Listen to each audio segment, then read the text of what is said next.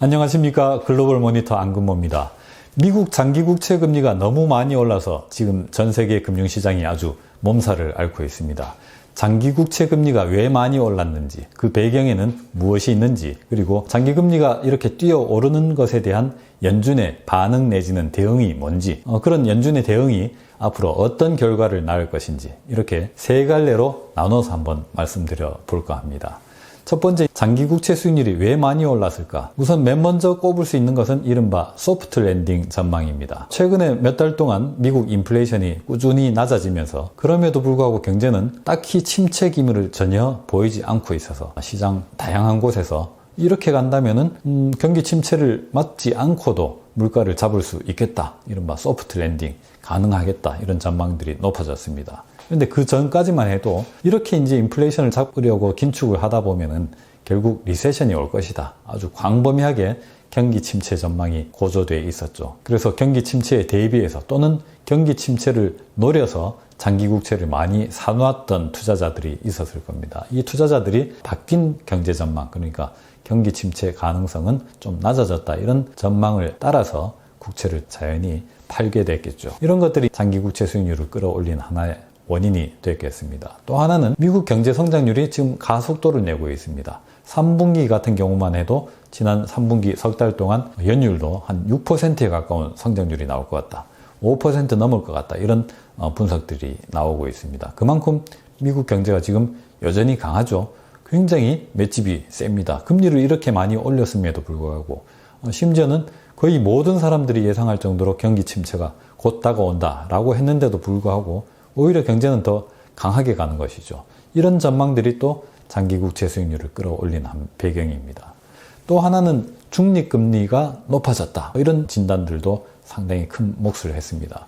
중립금리라는 것은 경제가 감당해낼 수 있는 딱 적당한 수준의 금리를 중립금리라고 하죠. 중립금리보다 약간 실제 금리가 높으면 경제가 좀 위축되고 중립금리보다 경제가 좀 낮게 제공이 되면은 경제가 이렇게 부양이 되는 그런 결과를 낳는데, 이런 이제 중립금리 수준이 과거에 비해서 미국에서 좀 높아졌다. 이유는 잘 모르겠는데 높아졌다. 그렇다면은 전반적으로 미국의 정책금리도 장기간에 걸쳐서 높아진 중립금리를 기준으로 해서 높아지지 않겠느냐.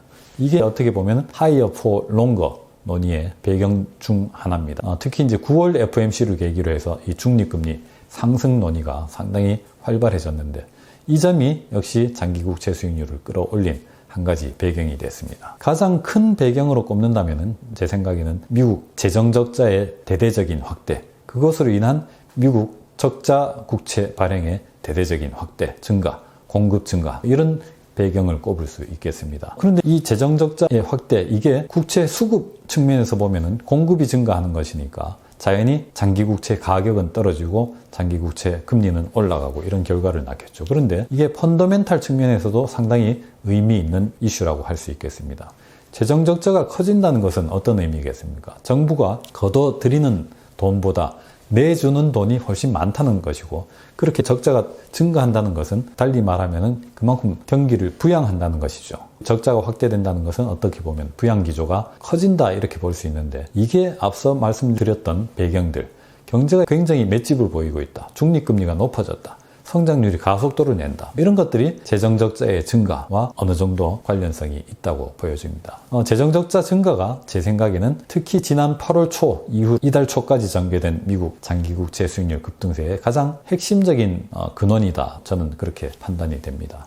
그럼 10월 초 이후로 전개된 미국 장기국채 수익률 급등세, 이거는 배경이 뭐냐? 제가 분석해본 바로는 10월 초 이후로는 완전히 다른 백그라운드를 가지고 장기국채 금리가 올랐습니다. 뭔가 하면은 10월 초에 하마스가 이스라엘을 침공을 했죠. 이스라엘 침공 이후로 국제유가가 급반등했습니다. 국제유가가 급반등하니까 장기국채 시장의 기대 인플레이션이 급반등했습니다.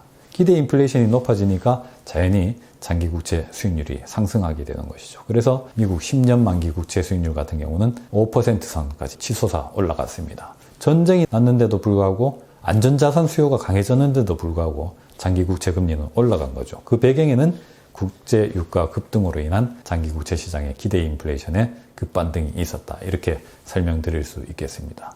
그럼 연준의 대응은 무엇이냐? 장기국채 수익률이 이렇게 막 빠르게 올라가니까 금리 인상하고 비슷하다는 것이죠.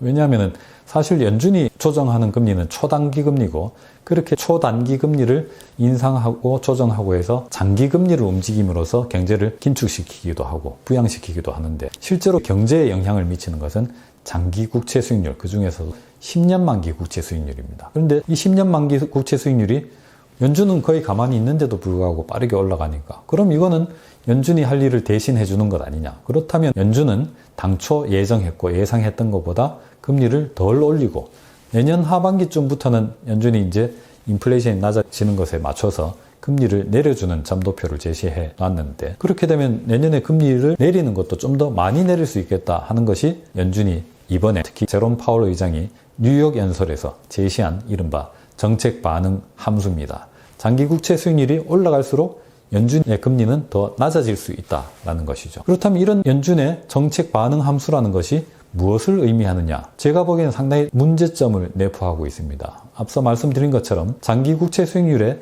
급등세는 두 가지 국면으로 이렇게 나눠볼 수 있죠. 첫 번째 국면은 재정적자의 확대입니다. 재정적자의 확대라는 것은 함께 말씀드렸던 경제성장의 가속도라든가 파월 의장도 인정을 했죠. 이번 연설에서. 지난 9월 FOMC에서도 말을 했습니다마는 중립금리가 높아진 것 같다. 본인이 보기에도 어느 정도 인정을 했습니다. 말씀드렸듯이 장기 국채 금리의 상승 배경에는 크게 두 가지가 있었죠. 재정적자의 증가, 국제유가의 급등세, 이 두 가지인데 재정적자의 증가 이것도 인플레이션 압력이 높아지는 것을 시사하고 있고 국제유가의 급등세는 당연히 인플레이션 압력을 또 가리킵니다. 이렇게 해서 이제 장기금리가 오르는데 연준은 장기금리가 오르니까 금리를 덜 올리고 더 많이 내릴 수 있다. 이렇게 한다면 완전히 거꾸로 가는 것일 수가 있겠습니다. 압축해서 말씀드리자면 이렇게도 볼 수 있겠습니다. 재정적자가 확대되면서 경제가 더 부양되면 될수록 연준은 금리를 덜 올리고 더 내린다. 국제유가가 급등하면서 인플레이션 압력이 커지고 있는데도 불구하고 그게 장기금리 상승이라는 결과를 낳고 있다는 이유로 연준이 금리를 덜 올리고 더 내려준다. 이렇게 정책 반응을 한다는 이른바 약간의 포워드 가이던스 같은 그런 구도를 제시를 했는데 이것은 그야말로 불에 기름을 붓는 잘못된 정반대의 정책 처방이 될 위험도 있다는 것이 제 판단입니다.